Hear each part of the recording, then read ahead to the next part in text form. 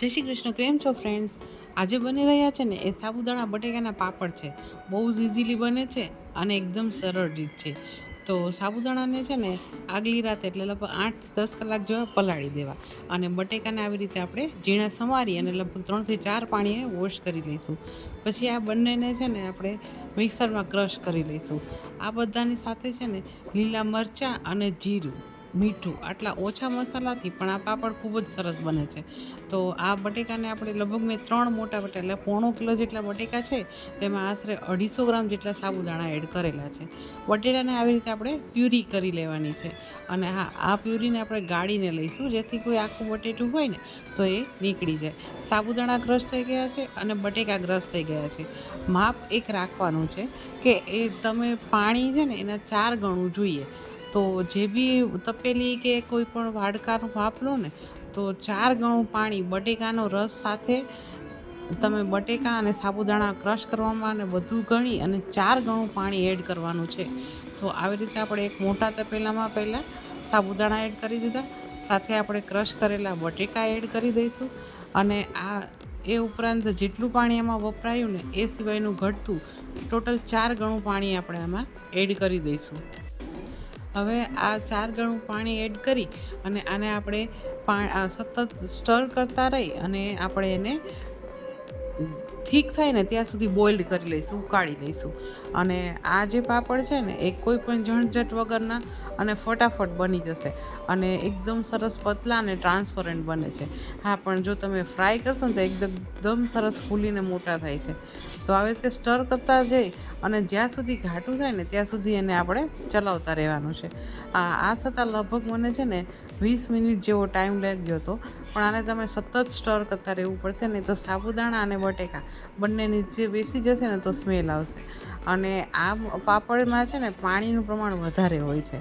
સુકાઈ ગયા પછી એનું પાણી ડ્રાય થઈ જાય ને એટલે એ પાપડમાં મીઠાનું પ્રમાણ વધારે લાગશે. માટે મીઠું પહેલેથી થોડું ઓછું રાખશો ને તો તમને આનો ટેસ્ટ ખૂબ જ સરસ લાગશે.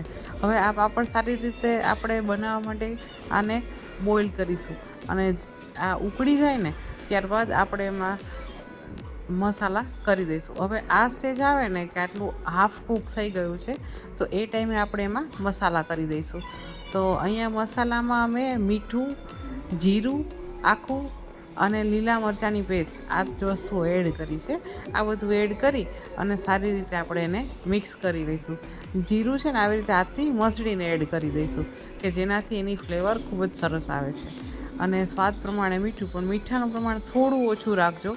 તો આ પાપડ, કારણ કે આમાં પાણીનું પ્રમાણ વધારે હોય ને એટલે પાણી ડ્રાય થઈ ગયા પછી મીઠાનું પ્રમાણ વધારે ના લાગે ને એટલા માટે મીઠાનું પ્રમાણ પહેલેથી જ આપણે લગભગ હાફ જ રાખીશું. તો આવી રીતે સ્ટર કરતા જઈ અને સરસ મજાનું એવું આપણું જે ખીરું છે ને એકદમ સરસ થઈ જવું જોઈએ. એકદમ ઘાટું થઈ જશે, તમે જોઈ શકો છો, અને એકદમ ટ્રાન્સપરન્ટ છે.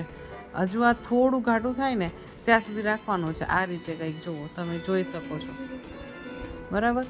અને એને આપણે આવી રીતે કરીએ છીએ તો લીટો પડે છે. હજુ આપણે આના પછી 5 મિનિટ જેવું એને આપણે બોઇલ કર્યું છે. અને આ બધી જ વસ્તુ છે ને હાઈ ફ્લેમ પર કરશો ને તો બી વાંધો નથી આવતો, પણ હા, તમારે સ્ટર કન્ટિન્યુઅસ કરવું પડશે. તો આવી રીતે સ્ટર કરતા જઈ અને આપણું ખીરું છે ને ઓલમોસ્ટ રેડી થઈ ગયું છે, ઘાટું થઈ ગયું છે. અને આ ઘાટું થઈ જાય ને પછી એના પાપડ જ મૂકો, ચમચા કહીએ ને એ રીતે ચમચા જ પાડ્યા છે. જુઓ, આવી રીતે આપણે ચમચાઓ પાડી દીધા છે. એને કંઈ જ નથી કરવું, એકદમ સરસ ફેલાઈ જાય છે. પણ સુકાઈ જશે ને એટલે એકદમ સરસ ટ્રાન્સપરન્ટ એવા આપણા પાપડ રેડી થઈ જશે. આ સુકાતા લગભગ છે ને 2 દિવસ જેવો, 1 દિવસ આપણે ઘરમાં છાંયડામાં સુકવશો ને તો એમાં ક્રેક્સ નહીં આવે. તો આવી રીતે આપણે એને સૂકવી દઈશું. અને આવી રીતે બધા પાપડ પંખોય વધારે પડતો ફૂલ નથી રાખવાનો, એટલે થોડા થઈ જશે. અને 2 દિવસમાં તો એકદમ સરસ, જો તમે જોઈ શકો છો, આવા ટ્રાન્સપરન્ટ પાપડ થઈ જાય છે. અને હું તમને હવે એને તળીને પણ બતાવીશ કે એકદમ સરસ થાય છે. અને જો તમે એને હાઈ ફ્લેમ તેલ આવી જાય ને પછી એને ધીમું કરી અને તળશો ને તો એકદમ સરસ ખીલેલો એવો મસ્ત પાપડ થાય છે. તો આવી રીતે તૈયાર છે આપણા પાપડ, જે છે ચોખા અને ઘઉંના કરીએ ને એ જ રીતે આપણે સાબુદાણા અને બટેકાના પાપડ કર્યા છે. તો આ ફરાળી પાપડ છે, જરૂરથી ટ્રાય કરજો આ રેસીપી. તો તમે જોઈ શકો છો કે આપણે જેવી રીતે ઘઉં ચોખાના પાપડ કરતા હોય ને એવી જ રીતે આ પાપડ પણ એટલા જ સરસ ફૂલી અને રેડી થાય છે. તો તૈયાર છે બટેકા અને સાબુદાણાના પાપડ.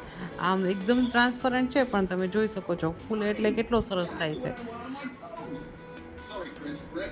જો તમને આજની આ રેસીપી ગમી હોય ને તો પ્લીઝ મારી ચેનલને લાઇક કરો, શેર કરો અને સબસ્ક્રાઈબ કરો. Thank you so much for watching my videos.